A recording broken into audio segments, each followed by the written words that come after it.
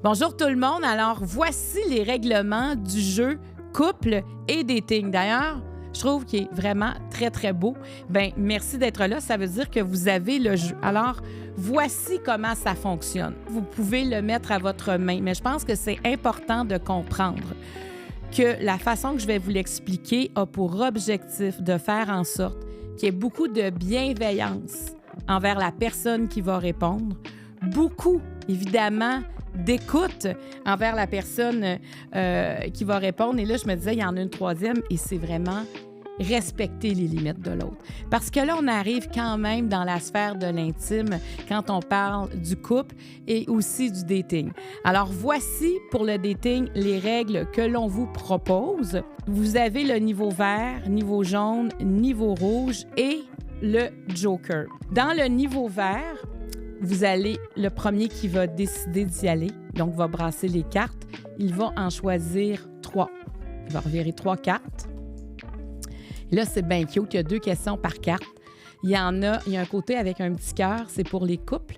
Et les étoiles, c'est ce qu'on espère que vous allez ressentir, c'est pour le dating. Alors, la personne qui est devant vous, qui a pigé les 3 cartes, à ce moment-là, vous allez lui lire, par exemple, ici, ce serait « À quel moment lâches-tu ton fou? Préfères-tu les événements culturels ou sportifs? À quoi ressemblent tes week-ends? » Alors, la personne devant vous va décider quelle question elle choisit de répondre. Quand cette personne-là aura fini de répondre, vous allez faire le même exercice. Vous reprenez le paquet, vous le rebrassez, vous allez piger 3 cartes et vous allez en choisir une auquel vous allez répondre. Et la personne devant vous devra appliquer les mêmes règles de bienveillance, de respect et de limite. Le niveau jaune, là, on va augmenter le nombre de cartes que vous allez piger. Donc, la personne devant vous va brasser les cartes et là, on va piger 4 questions. Parce qu'on sait, les questions deviennent plus personnel à chaque niveau. Donc, on veut permettre à la personne de se sentir à l'aise, de choisir la bonne question pour elle. Donc, elle va choisir une de ces 4 questions. Vous allez faire le même exercice, donc rebrasser les cartes et mettre 4 cartes sur table, en choisir une. Le niveau rouge, peut-être un peu plus délicat. Alors là, on a décidé de vous proposer de piger 5 cartes, donc un plus grand choix. On va voir qu'est-ce que ça peut donner, par exemple, par type de question.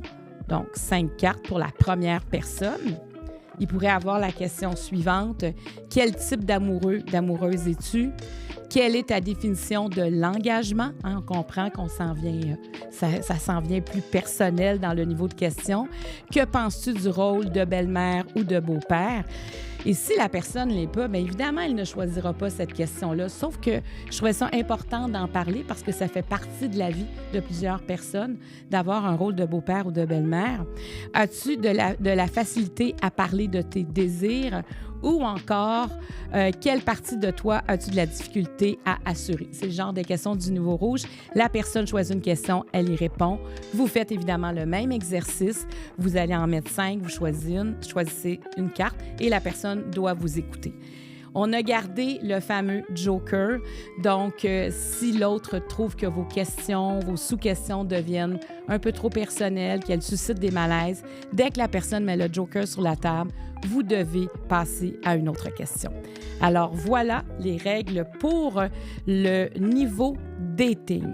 On espère que ça va bien aller. Maintenant, pour le niveau couple, les questions roses s'ajoutent. C'est la grande différence entre les 2 façons de le faire.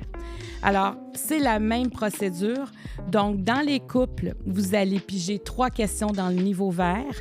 La première personne les pige, elle en choisit une.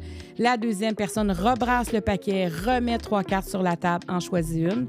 On va faire la même chose avec le niveau jaune. Cette fois-ci, c'est 4 cartes qui seront pigées d'un bord et de l'autre et on répond à une seule question. Le niveau rouge, ce sera 5 cartes. Donc, chaque personne pige 5 cartes, répond à une des questions. Et le niveau rose, on garde 5 cartes. On va voir ce que ça peut donner comme question, le niveau rose. Et il y a seulement une question parce que ça s'adresse qu'au couple. Parce qu'on trouvait que peut-être une première rencontre, arriver avec le niveau rose, c'était peut-être beaucoup d'informations et peut-être ça aurait pu susciter quelques malaises. Donc, ça peut ressembler à quel est le geste de tendresse qui te touche le plus? Quel souvenir de moment de tendresse vécu ensemble te fait encore chaud au cœur? Quel serait ton week-end de rêve avec moi? Quelle importance accordes-tu à l'intimité émotionnelle de notre relation? Quel est ton moment préféré de la journée pour partager un instant de tendresse? Alors, la personne doit répondre. Et là, je parle au couple. Le défi est de vraiment écouter l'autre jusqu'à la fin. Parce que comme on a beaucoup de choses en commun, c'est facile de dire « Ah, c'était pas tout à fait ça. Ben non, c'est pas de même. Mais je le savais pas. » Laissez parler l'autre. Le but, c'est d'aider la communication dans le couple. Et le défi, il y aura de la bienveillance dans le couple. Ça, on le sait. Mais par contre, la qualité d'écoute sera plus difficile à ce moment-là. Donc, rappelez-vous que si vous arrivez à améliorer votre qualité d'écoute, c'est sûr que ça va changer quelque chose dans la façon de communiquer.